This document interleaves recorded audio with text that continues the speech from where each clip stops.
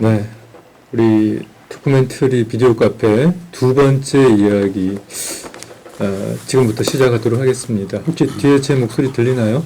네, 역시 어디를 가건 뒷자리가 상석이죠. 앞자리보다는. 네.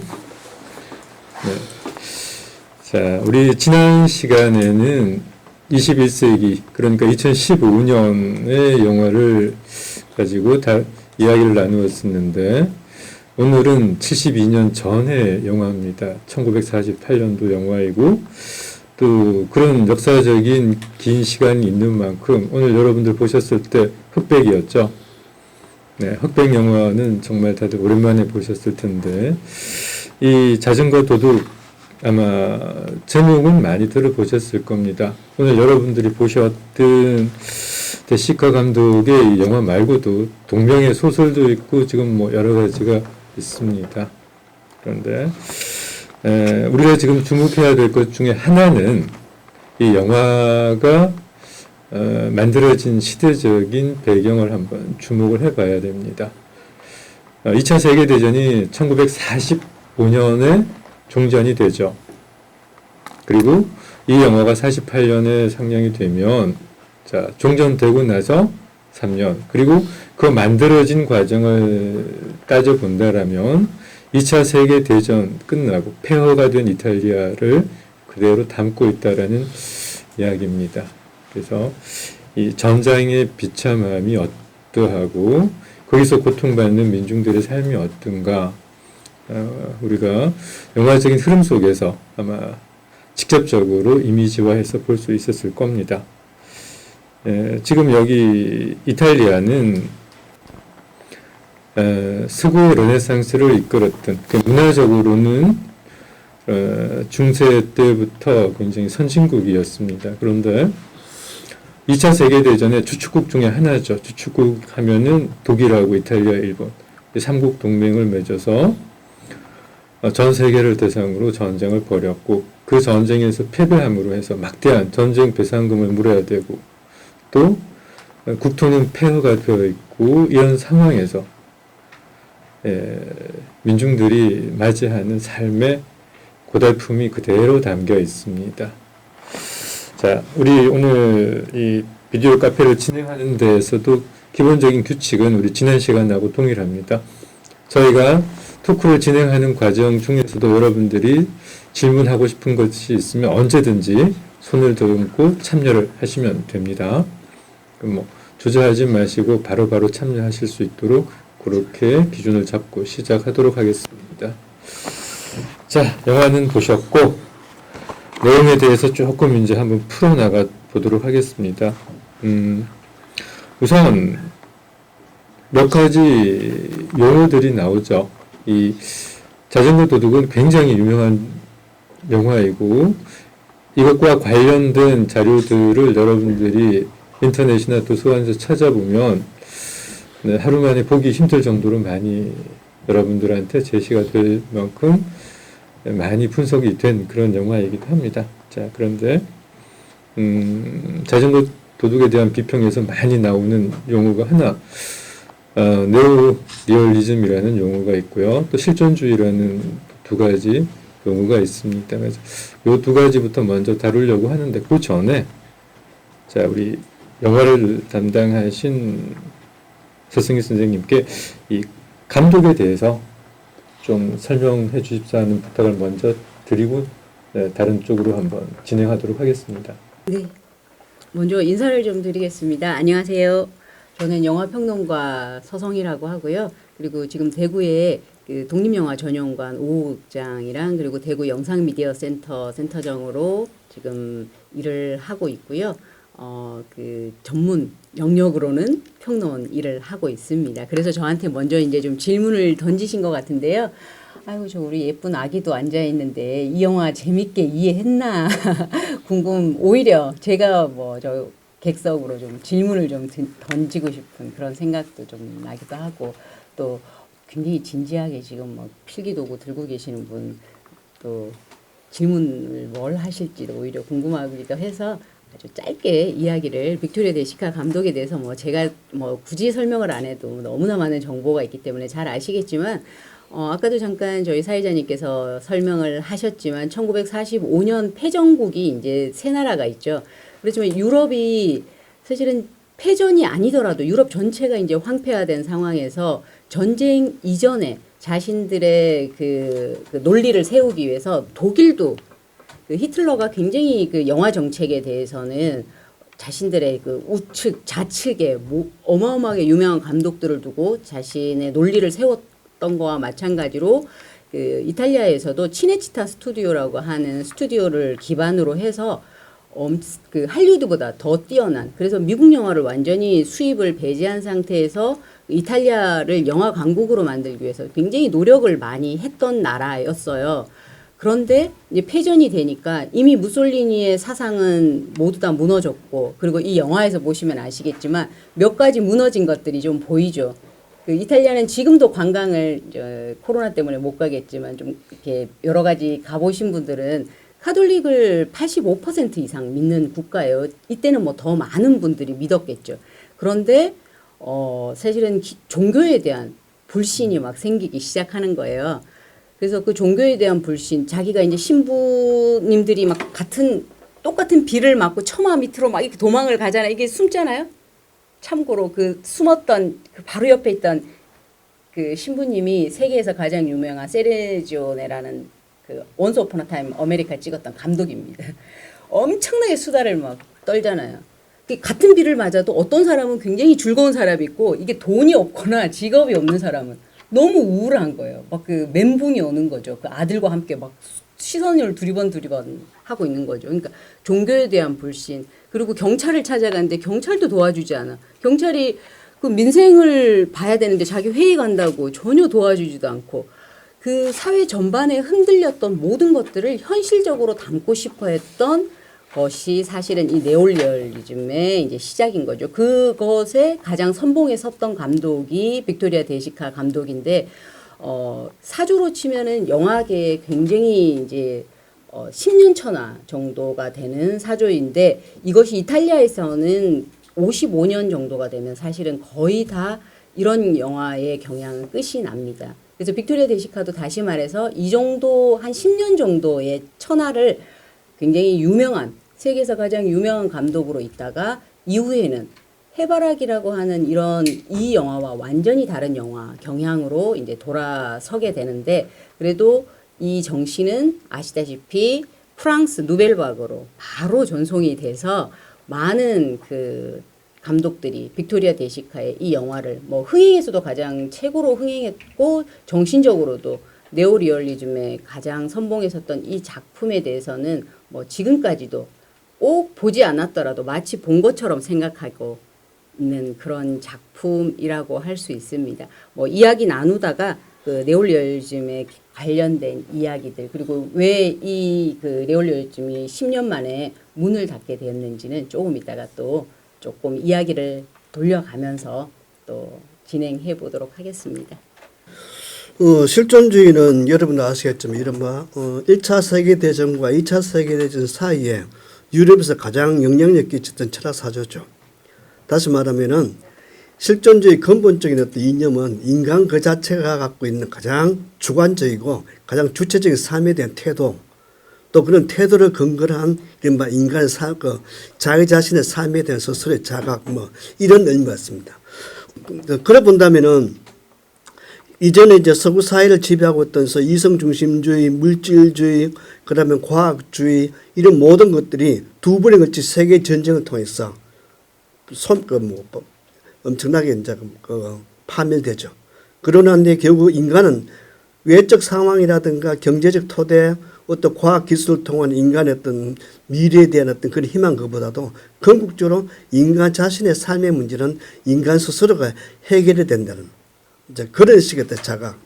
이제 그런 의미에서는 이른바 실존주의가 2차 세계대전 이후에 프랑스, 뭐 독일, 특히 이탈리아 이런 유럽 각국에서 번성했는데, 또 엄밀히 바라본다면은 그 이탈리아 레오리즘의 어떤 사조하고 실존주의의 점에 상치되는 면이 있습니다. 왜냐하면 여기에 가담했는 대부분의 그 영화 감독들과 어떤 시나리오 작가들은 매우 좌파적이었어요.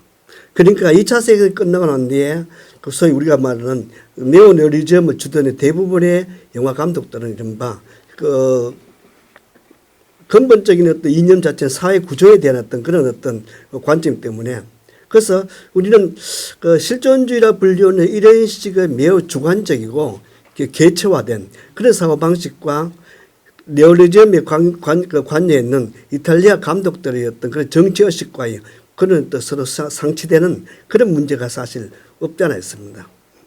그럼에도 불구하고 외형적 차원에서 즉 다시 말해 그 당시에 사회적 구조라든가 정치적 상황 자체가 좀 더 좌파적이고 좀 더 그런 그 우리가 뭐 막스주의적인 그런 관점에서 그 감독들과 연출가들이 혹은 그 시나리오 작가들이 이탈리아 사회를 봤다면은 또 좀 더 다른 차원에서 내민적 차원에서는 매우 실존주의이고 매우 개별화된 그런 의식 자체가 각 영화의 주인공이나 또 그런 영화를 제작했는 어떤 소위 제작들 감독들 혹은 시나리오 작가들 관점을 개체화된 관점에서는 실존주의가 매우 주도적으로 지배하지 않나 그렇게 볼 수 있겠죠.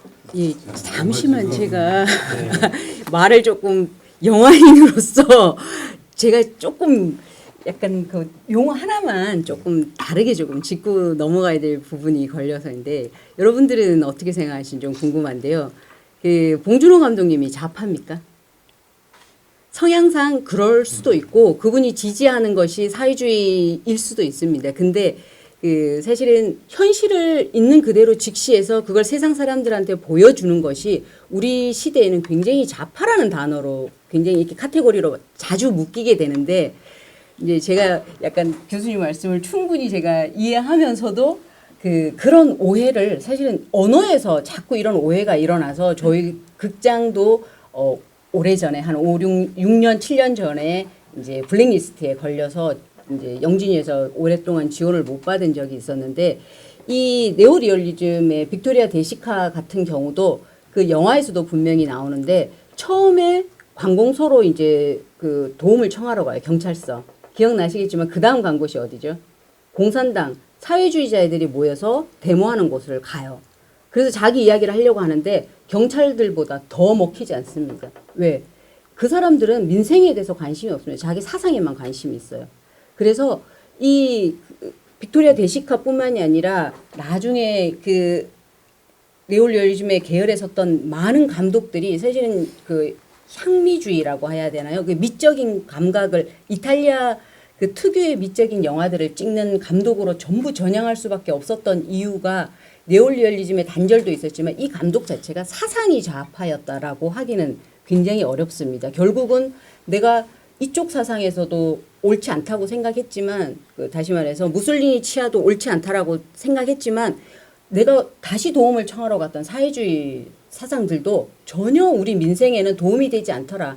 현실을 있는 그대로 직시하자는 의미에서 있는 그대로의 영화를 현실을 찍는 거죠. 그것이 네오리얼리즘의 진정한 정신이라고 생각해서 이 네오리얼리즘 관련되는 나중에 해바라기라는 영화를 찍게 되거든요. 70년대가 되면은 이 감독이 빅토리아 데시카가 그 영화를 보면서 과연 이 감독을 좌파 감독이라고 할 수 있는지는 굉장히 의문이라서 이렇게 파로 좀 나누는 거는 조금 문제가 있을 것 같고 결국은 이 어느 쪽 파에서도 사실은 지지를 받지 못했기 때문에 거기다가 카톨릭까지 거부를 했기 때문에 이 사조가 제작비 지원이 멈추는 바람에 멈춰진 사조라고도 할 수 있거든요. 그래서 어떤 한 그 사상에 전부 다 비슷한 사상을 가지고 있었다라는 것은 저는 조금 반대를 하고요. 오히려 현실을 직시하고 객관적으로 보여주는 것이 영화 감독의 태도다라고 해야지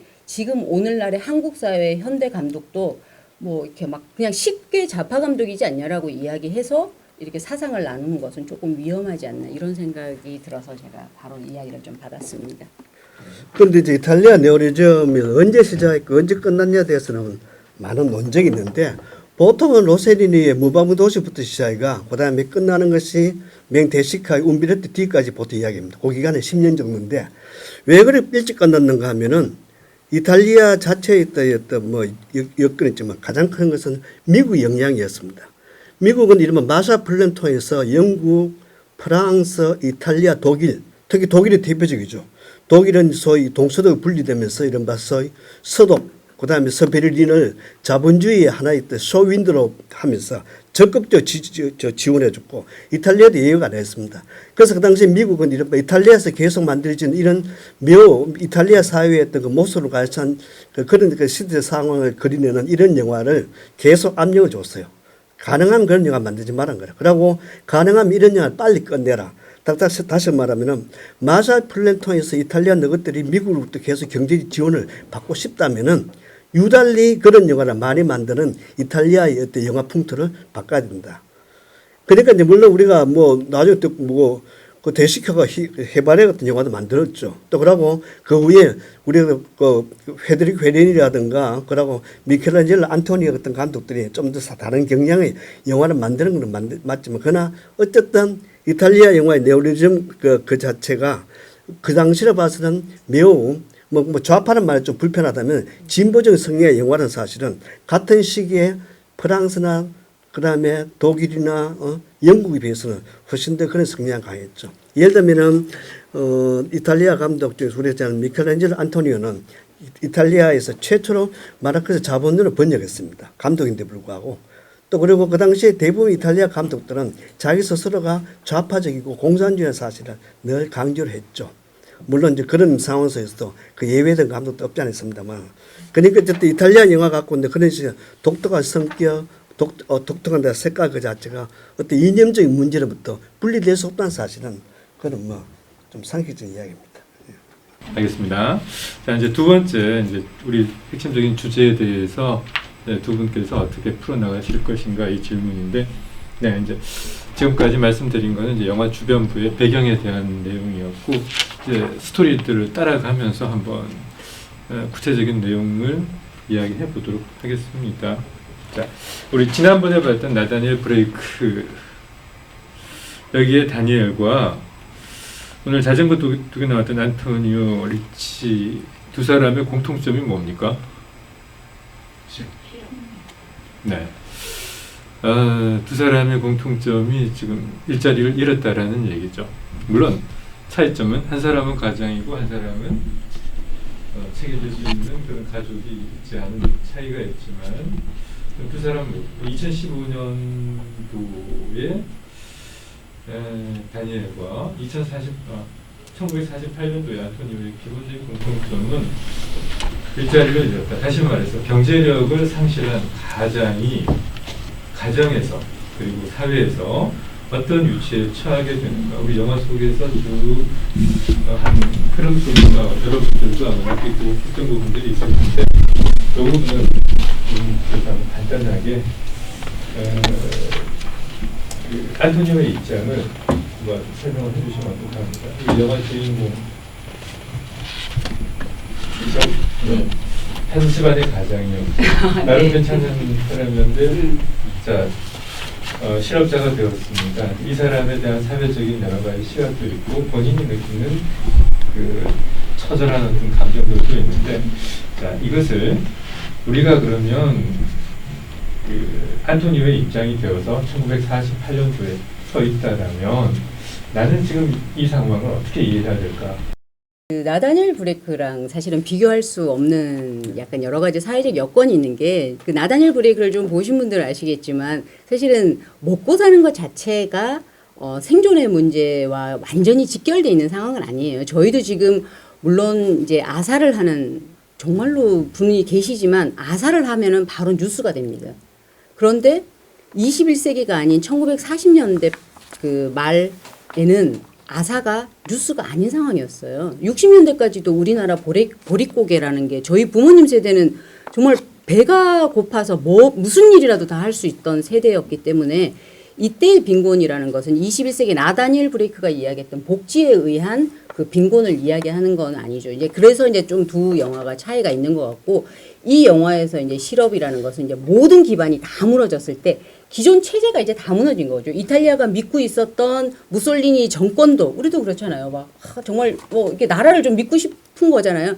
그 정권도 일순간에 무너져 버렸고 그리고 오랫동안 믿어오던 종교도 완전히 무너지고 사회 시스템 자체가 완전히 무너진 상태에서 그 일자리 수는 절대적으로 이제 부족했을 때 그 나라가 정비가 되기 직전이 이제 그런 상황에서 이 안토니오가 할 수 있는 일은 뭐 정말 엄청나게 보시면 아시겠지만 그 인력 시장에서 수백 명 중에서 내가 이제 발탁이 되는 그런 상황인데 그것조차도 여의치 않은 것을 통해서 이제 자기의 사연들을 이렇게 풀어나가는 건데 다시 이제 이 실업을 조금 배경과 이야기를 조금 하면 항상 자기 나라가 가장 어려울 때가 묘하게 영화 산업은 가장 잘 나가는 영화를 내보낸다.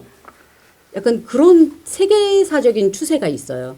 우리나라도 가장 좋은 영화를 외국에서 인정받는 영화를 찍었던 시기가 아주 옛날에 영화사적으로 60년대에도 있었거든요.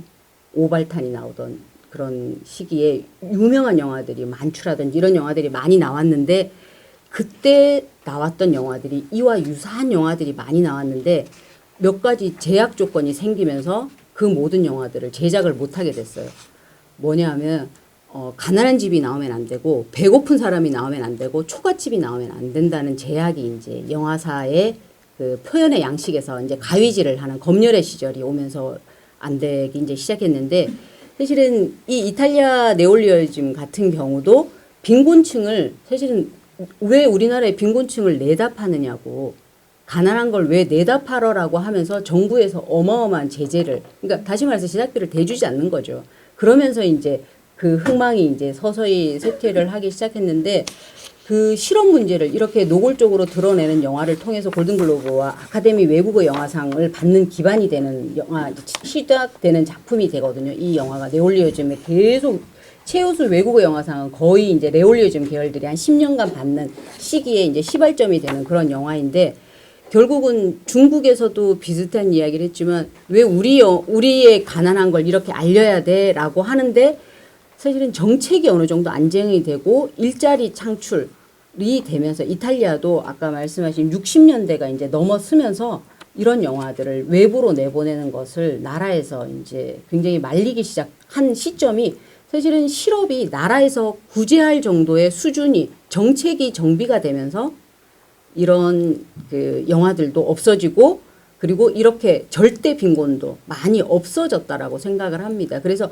이거는 전후에 있었던 굉장히 특별한 상황이라고도 할 수 있지 않을까. 저는 좀 그렇게 이 이탈리아의 48년도의 실업은 좀 그렇게 생각을 지금의 복지의 실업하고는 좀 다른 그런 전쟁 이후의 폐허다라는 생각이 좀 들고요. 그거와 맞물려서 아까 말씀드렸던 치네치타 스튜디오가 우리나라의 빈곤을 알리지 않는 대신에 이탈리아가 찍었던 영화 클레오파트라고 여러분들이 잘 아시는 배너라는 영화를 그 이탈리아에서 찍게 되거든요.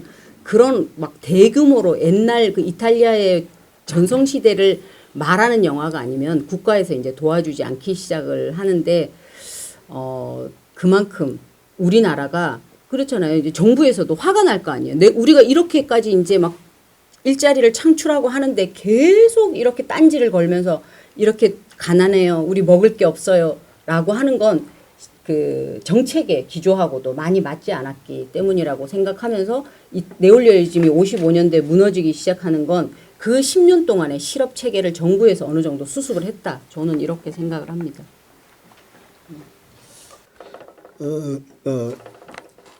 요 연세대학교 출판부에서 나왔는 세계 영화사 강의라는 책에 보면은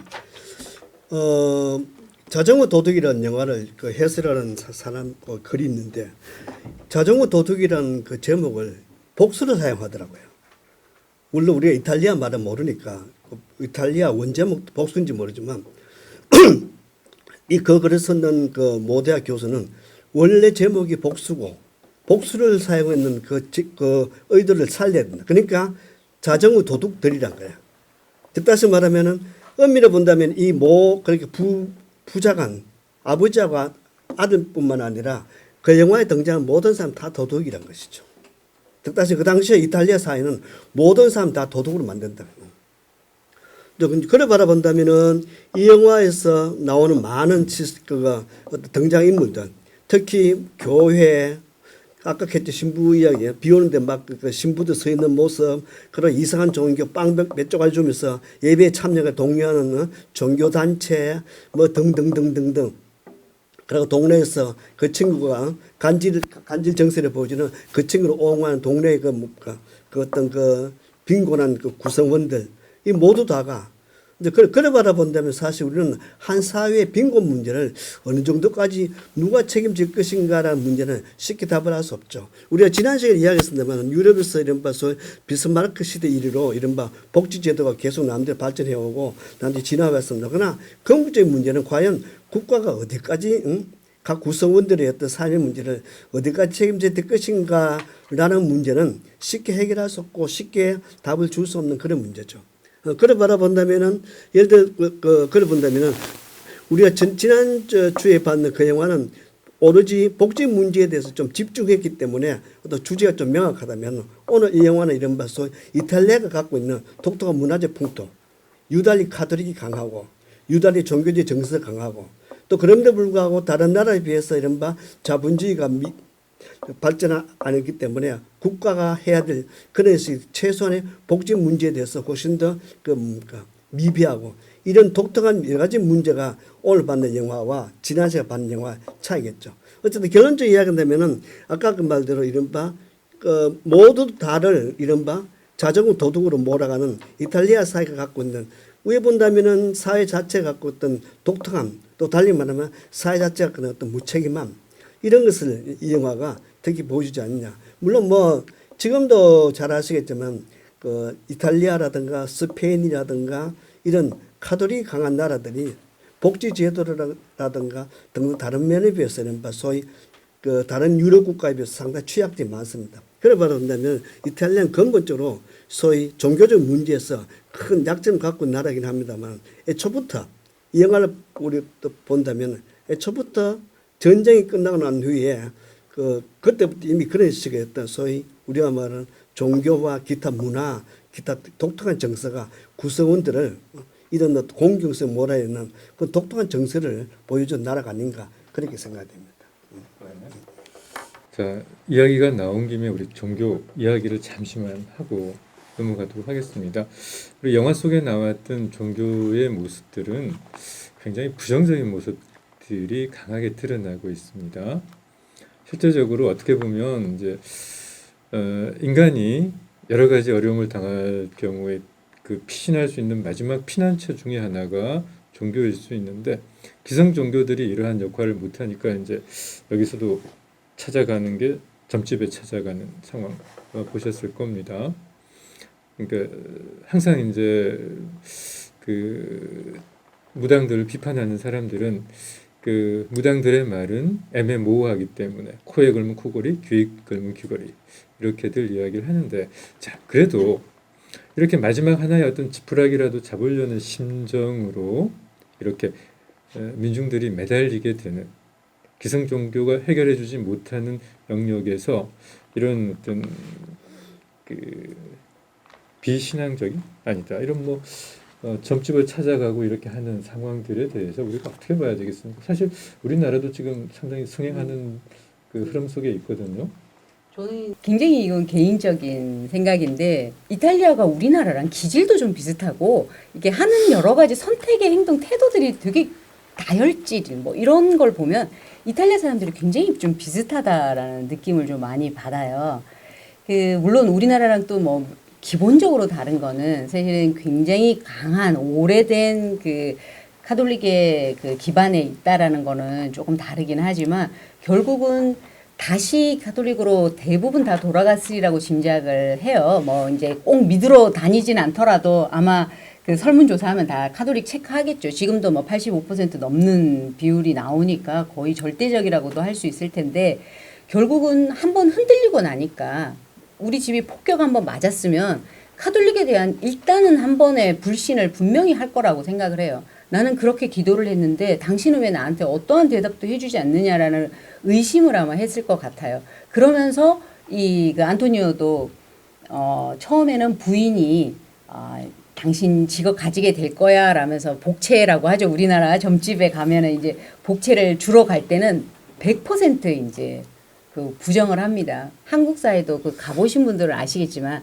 요즘 남성분들 많이 오신다고 하시는데 예전에는 좀 여성분들보다는 좀 부정을 많이 하죠. 난 절대 그런 거 믿지 않아. 그 말 뭐 이어령 비어령 하는 거잖아. 그러니까 안 믿는데 결국은 자기가 코너에 딱 물리니까 사실은 종교에도 믿을 수 없고 모든 거에 자기를 의탁할 곳이 없는 상황에서 물어볼 것이 답답하니까 근데 결국은 한마디로 우리나라로 말하면 점집인 거죠. 거기 가서 믿는데 아 정말로 그 사람 맞춘 것 같은 생각이 저는 좀 들더라고요. 지금 당장 뭐라 그러지? 지금 당장 찾을 수 있으면 있고 아니면 영영 못 찾는다. 사실은 그대로 됐잖아요. 그런데 사실은 그 말이 또 하나도 안 맞을 수도 있어요. 그 점집의 묘한 매력이 약간 그렇게 모호하게 말하는 언어 유희의 장난을 하는 그런 게 아닌가라는 생각이 드는데 그런 면에서 인간이 얼마나 나약한 존재인가. 사실은 어떤 것도 믿을 수 없는 지금 이 상황에서 우리가 남은 건 뭔가라고 했을 때 아까 말씀하신 그 도둑이 될 수밖에 없는 상황도 비슷했지만 결국은 아들 손을 잡을 수밖에 없고 그 뭐 많이 그런 기본적인 건 조금 이제 얘기를 좀 하면 네오리얼리전 같은 경우는 이제 극사실주의보다는 조금 더 현장감 있는 것에 강조를 하기 때문에 배우들이 뭐 아시다시피 그 남자는 잘생겨서 영화 배우인가 뭐 이렇게 생각하실 수도 있는데 철강 노동자하고 그 아이는 신문 배달을 하던 그 불황아들을 이제 데리고 온 건데 유일하게 이 영화에서 엘리트가 그 부인입니다. 기자거든요. 원래 직업이 그 기자를 데려왔는데 가장 비주얼이 기자 같지 않고 가장 현장에서 아줌마 같은 느낌의 그런 분이신데 그 마리아가 48년에 우리나라도 비슷했겠지만 자기 남편이 경제적으로 기반이 흔들렸다고 해서 아마 그 불신을 했거나 이 가정이 흔들렸을 거라고 저는 생각하지 않습니다. 사실은 그게 좀 궁금해요. 이 네올리즘 영화에서 가장 중요한 핵심 그 관람 포인트가 엔딩을 당신은 어떻게 보셨습니까?가 사실은 여러분들의 영화를 보는 가치관일 수도 있거든요. 저들이 과연 잘 살았을까? 아니면은 한번 내가 그런 일 당했으니까 진짜 부정적으로 생각하고 악당이 됐을까? 뭐 이런 생각들을 이제 조금 하시게 되는데 저는 사실은 아마 그 가정은 마리아도 그렇고 그 아들도 아마 손을 놓지 않았을 것이다. 뭐 이렇게 긍정적인 면으로 저는 좀 생각을 합니다. 우리가 합리적인 종교 신앙이라고 하는 체계 속에 들어와 있는 그런 종교와 다르게 무속이나 이런 우리가 흔히 미신이라고 하는 부분들에 인간이 기대게 되는 기본적인 심리는 아무래도 뭔가 꽉 막혔다라는 그 느낌을 받을 때이지 않겠습니까? 그렇다면 여기 안토니오와 이 부인의 관점을 우리가 어떻게 이해할 수 있겠습니까? 우리가 예를 들면 그 막스 베버식으로 바라본다면은 주술로부터의 어떤 벗어남이 근대 자본주의 내지 근대 개몽주의 가장 중요한 토대겠죠. 예를 든다면은 스페인의 프랑코, 독일의 히틀러, 이탈리아 무소리니 체제를 권력을 잡게 했는데 가장 큰 기여를 한 것이 사실 그 당시 카톨릭이었고 어떻게 바라보면 비합리적인 집단들이었죠. 그래 본다면은 이 영화에서 결국 뭡니까? 그 종교 집단도 그렇지만 특히 아까 말하는 그 이상한 아파트 비슷한 데서 헛소리하는 그 할머니 같은 이런 집단 이런 부류의 삶을 찾아가는 이탈리아 민중대 정서 자체가 결국 뭡니까? 무솔리니 불러왔다는 것이죠. 그래 바라본다면은 종교는 어떤 식이든지 그 정도의 차이는 있지만 어차피 비합리성과 우리가 말했던 그런 아까 비논리성을 가지고 있는 것은 당연하고 아마 모르겠습니다. 내가 개인적으로 대식하에 어떤 신앙이야 종교 의식에 대해서는 잘 모릅니다만 그 당시 대부분의 네오리얼리즘을 주장했는 대부분의 영화 감독들과 연출가들은 아마 종교에 대해서 매우 부정적일 겁니다. 쉽게 말한다면 적어도 이들의 영화에서 나타난 공통된 관점은 종교적인 비합리성은 결국 한 사회를 진정하게 개몽 내지 진정한 발전을 나아가는데 별로 도움이 안 된다는 결론. 그나마 이 당시 영화의 공통된 현상이죠.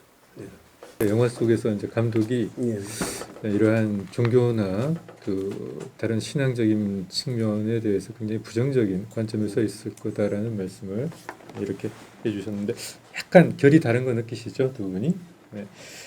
서승희 선생님께서 지금 결말 이야기가 나와서 이건 제가 뒤쪽에 한번 질문 드리려고 했는데 미리 한번 말씀을 드려보겠습니다. 영화 보셨지만 결말이 뚜렷하지 않습니다. 도대체 무슨 말을 하려고 지금 저 정도에서 멈췄을까?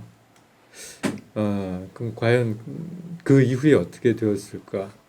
저 같은 경우는 문학 작품이나 영화 같은 데서 결말을 열어놓는 것은 굉장히 무책임한 행동이다라고 생각을 하고 책임지기 싫으니까 혹은 힘든 것을 피해가기 위해서 이렇게 하지 않나 이런 생각을 하는데 이 영화의 결말 부분에 대해서 두 분이 각자의 관점에서 긍정적으로 옹호를 하시든지 안 그러면 이 부분은 좀 에러인 것 같다 이런 관점이 계시는지 한번 말씀해 주시면 좋겠습니다.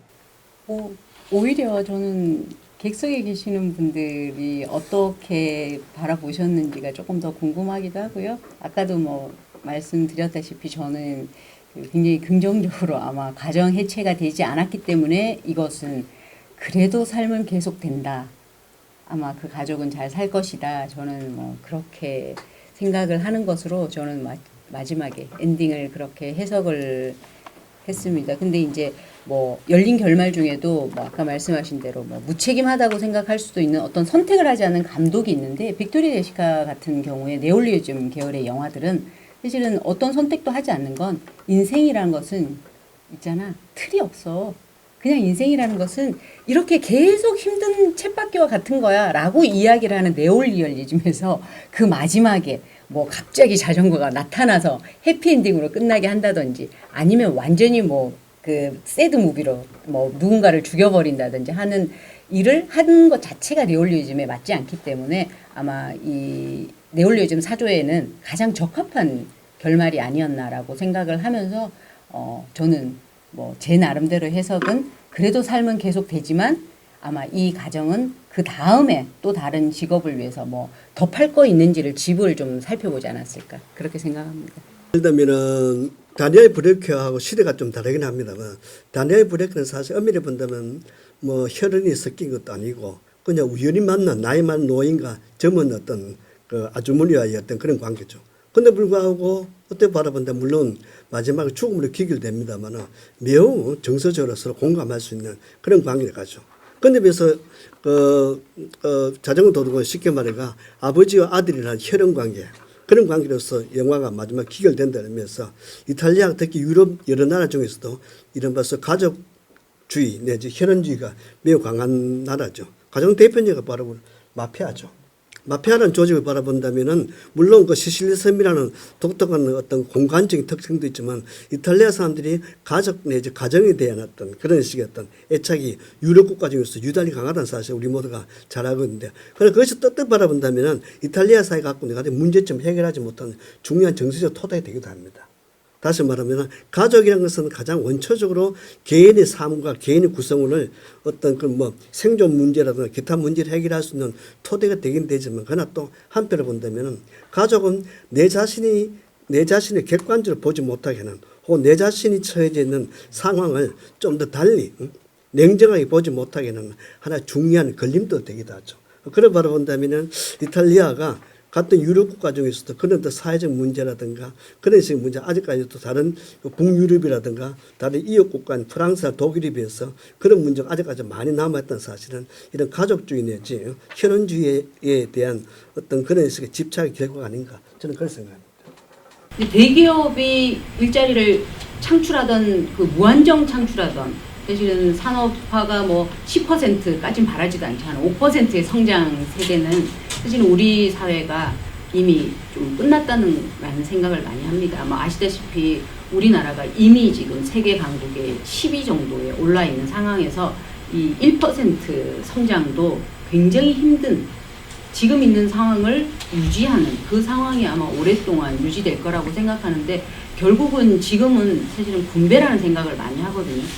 저희 뭐 다른 쪽 직업군에 계시는 분들의 상황들은 사실은 정확하게 제가 통계나 이런 것들을 잘 말씀드릴 수는 없지만 어쨌든 그 고급 인력이라고 생각했던 친구들이 영상이나 영화 관련 학과를 나오면 저희는 이제 CGV나 롯데에서 팝콘 팔면서 이제 쭉 취업군으로 이제 들어가게 되는데 그렇게 남는 것이 아니라 좀 창조적인 인력군으로 남기 위해서 돈을 이제 최저임금 체제로 많은 친구들한테 좀 배분을 할 수 있도록 그렇게 뭐 지역에서도 일자리 창출도 하고 이제 이런 노력들을 많이 해야 하는데 뭐 청년들의 마음도 사실은 오직 대기업을 가서 내가 사실은 기본 그 처음 받기 시작하는 게 2배 이상의 그렇게 스타트를 하고 싶어 하는 의지가 있다면 그러니까 그렇게 하겠다고 하는 사람들을 지역에 무조건 정주시키는 게 옳지도 않고 그래서 그런 일자리 문제에 대해서는 저는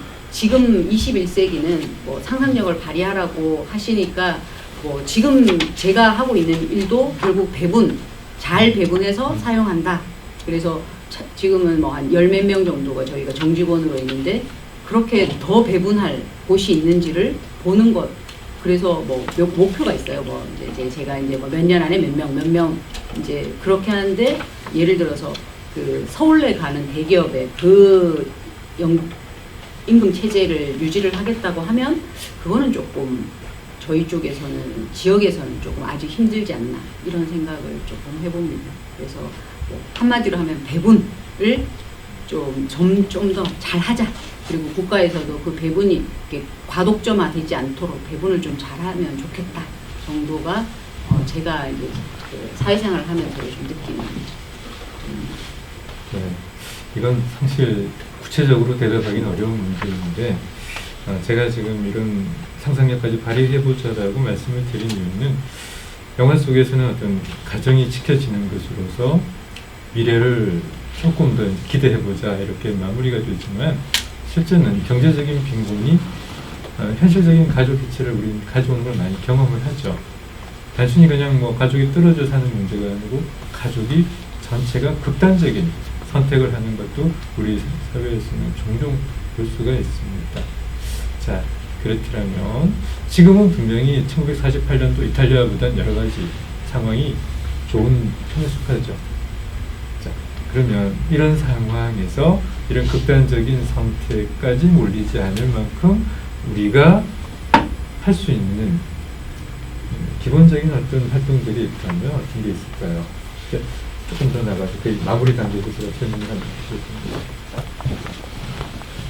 오히려 공무원 선생님께서 말씀해 주시는 게 아마 더 저희가 사실은 그 비교가 오히려 굉장히 어려운 뭐냐 하면 저희도 이제 고용 창출을 위해서 여러 이제 지원을 청년 지원 같은 걸 많이 받거든요. 그러면서 이제 청년 지원을 받으면은 거의 정직원으로 돌리려고 많이 노력을 하는데 국가에서 그런 노력들을 사실은 많이 하세요. 근데 48년하고 상황을 자꾸 비교하기가 쉽지 않은 게 그 나다니엘 브레이크에도 분명히 나왔지만 이게 절대 실업이 아니라 그 인간의 자존감을 유지할 수 있는가의 문제이고 항상 상대적인 빈곤이 21세기는 더 심하기 때문에 그 우리 청년들이나 이런 친구들이 뭐 단순히 뭐 그 최저 임금을 받고도 내가 여기서 어떻게 아니면 중소기업을 들어가서 그렇게 험한 일도 난 괜찮아라고 생각한다면 오히려 아까 말씀하신 그런 그 아사의 상황은 지금은 그거는 좀 면할 수 있지 않나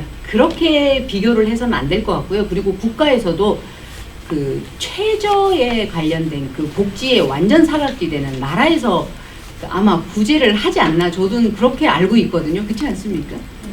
근데 지금 절대적 빈곤은 사실 많이 없다고 생각해요. 근데 이제 상대적 빈곤, 특히 청년들 같은 경우에는 상대적 빈곤이 더 많지 않을까.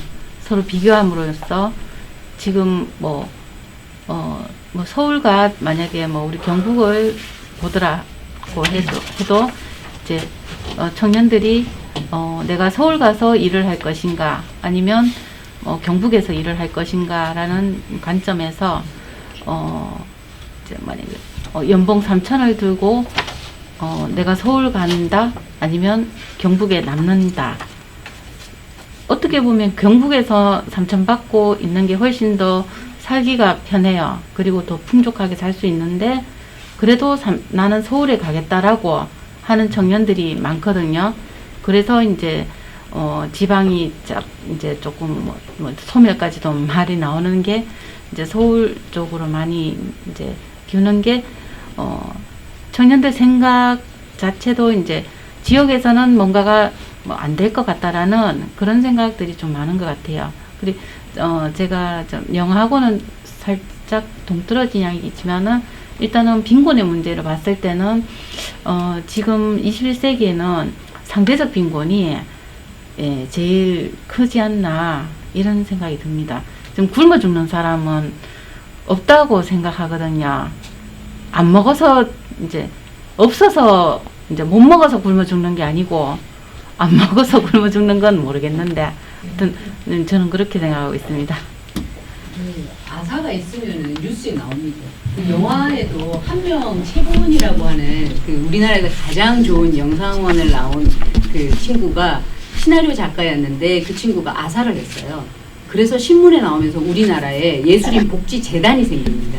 그래서 예술인들한테 복지 혜택을 주도록 한 그 법령의 시작이 최보은의 그 아사였거든요.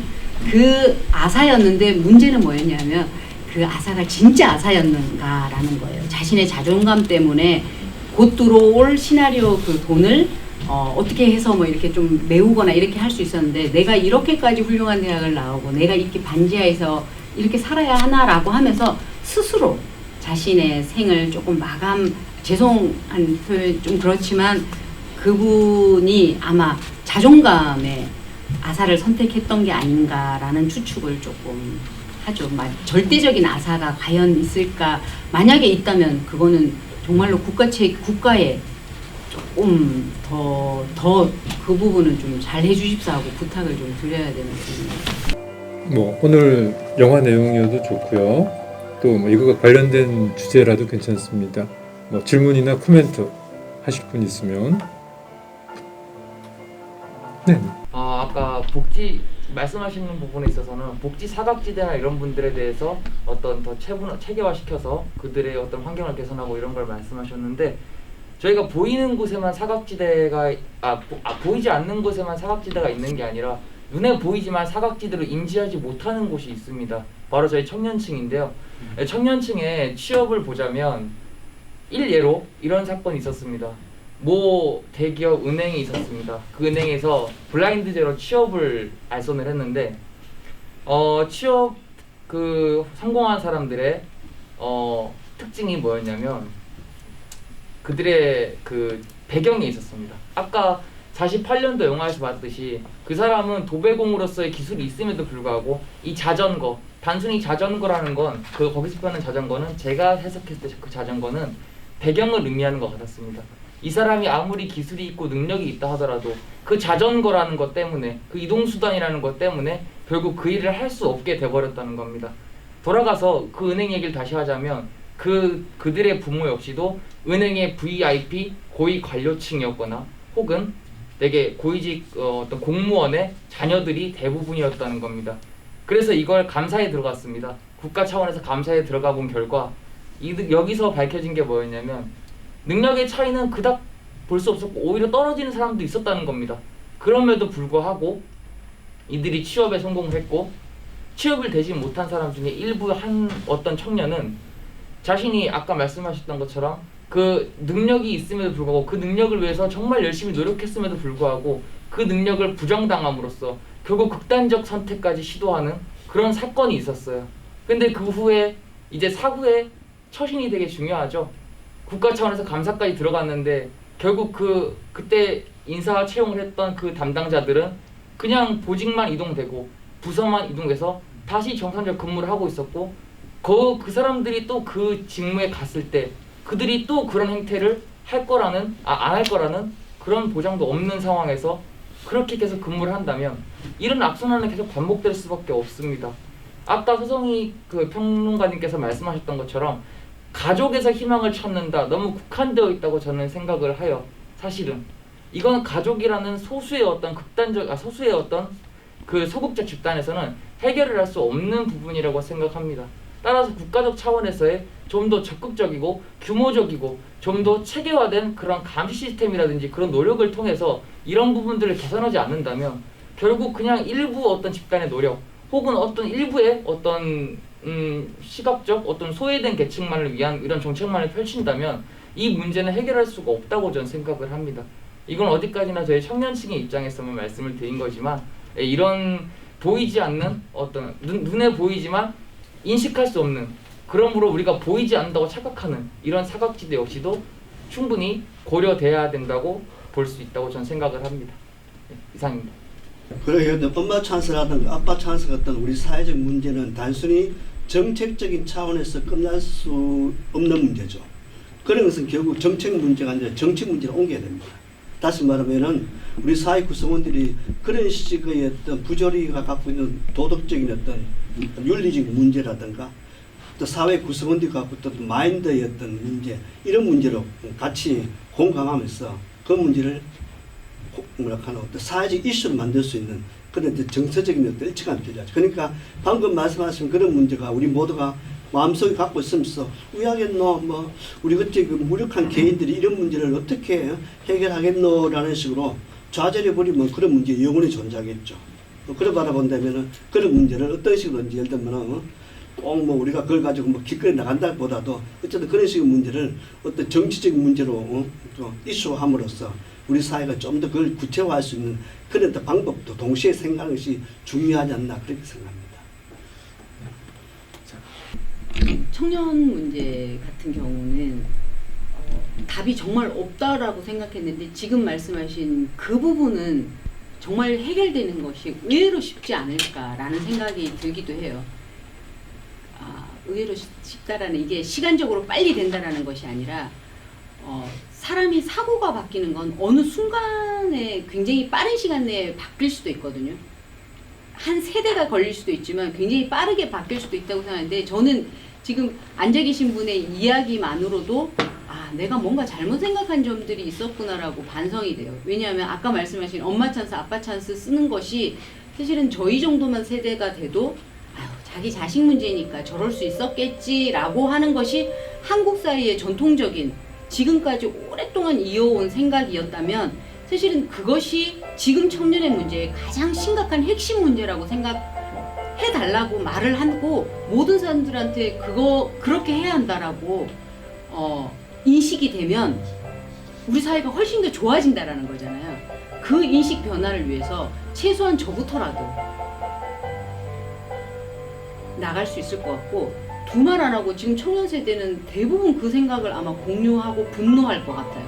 그 군대 문제도 사실은 놀랄 만큼 응집력이 있잖아요. 그 왜 무슨 가수죠? 한 명 그 군이탈 아니 군대 간다고 했다가 안 간 친구에 대해서 스티브 유에 대해서 굉장히 전 국민이 제재를 가해야 한다라는 공감대를 형성하듯이 아까 말씀하신 그 부분에 대해서도 저 정도의 세대에도 그 정도 정치 권력에 있는 사람들이면 그래 맞아 뭐 부모니까 그럴 수 있지라고 생각하는 그 사고를 저부터 더 뜯어고치고 이런 자리에서 항상 이야기하고 청년들이 이거 잘하시잖아요. 이야기를 해서 절대로 엄중하게 그 부분의 그 도덕성에 대해서는 엄중하게 처벌해야 한다고 목소리를 청년들이 높이시는 것이 가장 빨리 바꾸실 수 있는 방법이라는 생각이 좀 듭니다. 저도 당장 그런 사고방식을 빨리 바꾸도록 하겠습니다.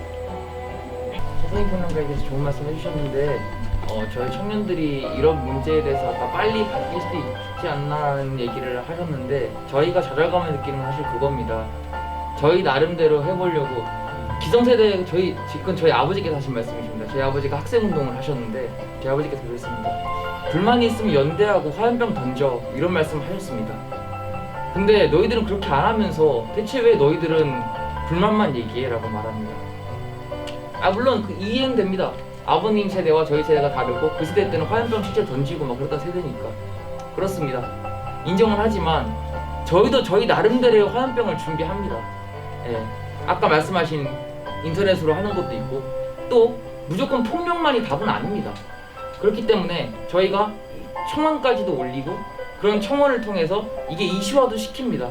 근데 저희가 좌절하는 건 뭐냐면 그런 이슈화를 함에 노력을 했다고 충분히 함에도 불구하고 현실이 계속 바뀌지 않고 있다고 저희 청년들이 느끼고 있기 때문입니다. 이 현실에 대해서 아까 말씀하셨던 것처럼 그렇게 이슈가 되고 취업 비리에 대한 것이 이슈화 됐음에도 불구하고 결국 그들은 아무런 지지를 받지 않았습니다. 그저 보직 이동, 계속 정상적인 근무 그런 환경을 보면서 저 청년들은 좌절할 수밖에 없다는 겁니다. 우리가 할 수 있는 건 여기까지인데 우리가 할 수 있는 걸 정말 다 했음에도 불구하고 현실이 바뀌지 않는구나 라고 생각할 수밖에 없게 되는 거죠. 그러면 더더욱 이런 좌절감에 빠지게 되고 이런 매너리즘에서 헤어나오기가 쉽지가 않다는 겁니다. 그것만 조금 알아주셨으면 좋겠습니다. 성세례가 또 비겁하게 열린 결론을 맺겠습니다. 실제적으로 명쾌한 해답을 제시하기가 굉장히 어려워서 상당히 미안한 부분들이 큽니다. 그런데 그렇다고 또 가만히 주저앉아 있다고 해서 해결될 문제는 아니고 또 끝까지 두드려야 될 부분도 또 분명히 남아 있습니다. 네, 오늘 우리 두 번째 비디오 카페 마무리하면서 두 분 패널께 박수 한번 더 크게 부탁드리겠습니다. 감사합니다. 다음 주 또 이 시간에 뵙도록 하겠습니다. 수고하셨습니다.